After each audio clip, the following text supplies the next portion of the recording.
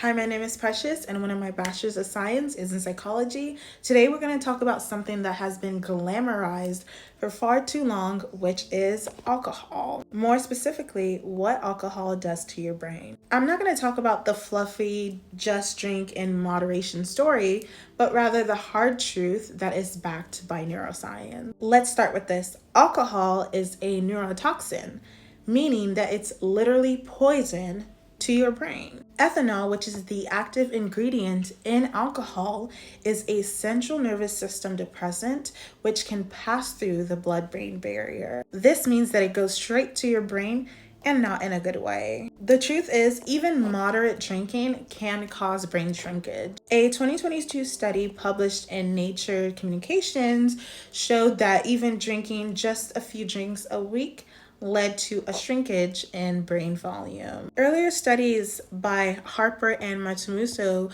which was in 2005, showed that chronic alcohol use damages gray matter. This part of the brain is essential for decision making, memory, and also learning. Also, it affects your prefrontal cortex, which is in charge of long-term planning, self-control, and judgment. What alcohol does, it basically hits your prefrontal cortex with a mute button. So the truth is, you're not relaxing.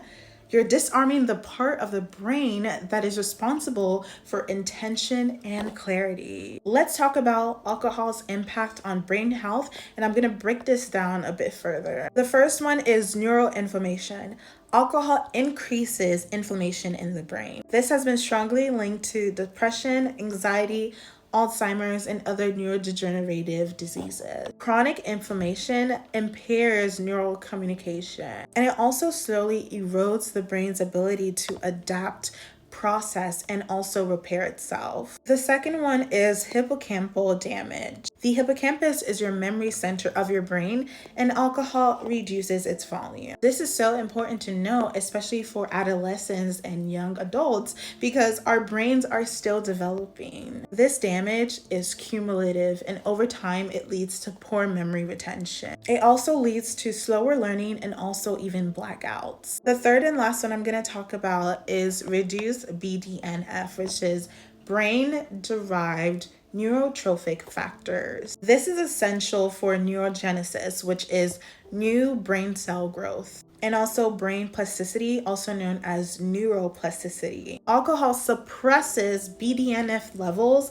making it harder for your brain to recover from stress or even trauma. This limits your ability to form new habits or break old habits. Moving on, let's talk about alcohol and mental health. Alcohol is often marketed as a way to relax, unwind, and also have fun, but it actually disrupts your brain's balance of neurotransmitters like serotonin and also dopamine. At first, the dopamine spike gives you a temporary feel-good sensation, but that's honestly short-lived. Over time, your brain reduces its natural dopamine production because it starts to rely on alcohol to spike that level back up. This is how dependence starts. So when you're no longer drinking alcohol, your dopamine level plummets. This leaves you feeling low, unmotivated, and also emotionally drained. Alcohol also suppresses serotonin, which is crucial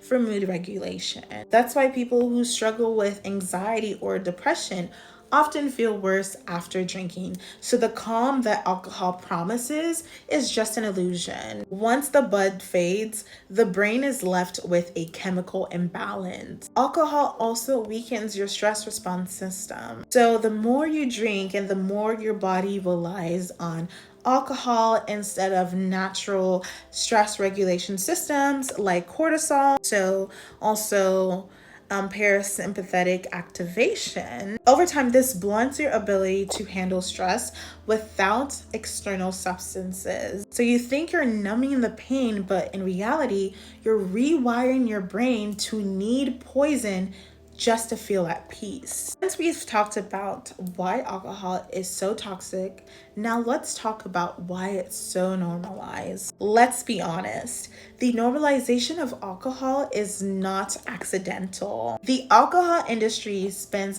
billions every year to promote alcohol as something that is fun and sophisticated, when in reality, it's not. From wine nights to weekend mimosas, it's embedded into everything. So things like dating, weddings, stress reliefs, or even some memes. So we are taught that it's rebellious, mature, and sexy to drink. But this normalization masks a deeper truth. Think about it. Alcohol is the only drug where refusing to participate in it requires an explanation. Say no to heroin and people applaud you, but when you say no to wine at a party, people ask you if you're pregnant or recovering. No one talks about the brain fog and the inability to concentrate the next day. No one talks about the erosion of emotional intelligence. No one talks about the mood swings and anxiety. No one talks about the poor decision making and regret.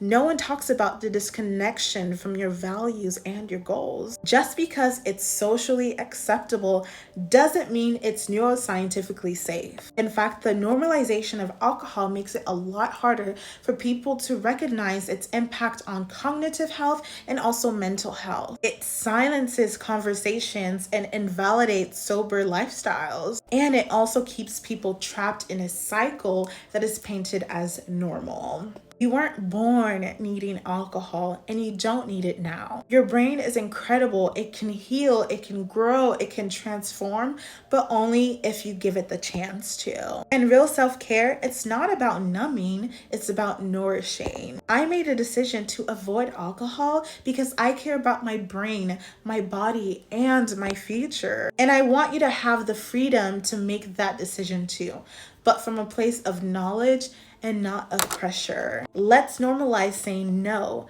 Let's normalize mental clarity. Let's normalize choosing growth over escapism. You weren't born to just survive, you were born to thrive. That is all for this video. Let me know if you have any questions, comments, or concerns, and let me know if you'd like me to further expand on this video. That is all for now.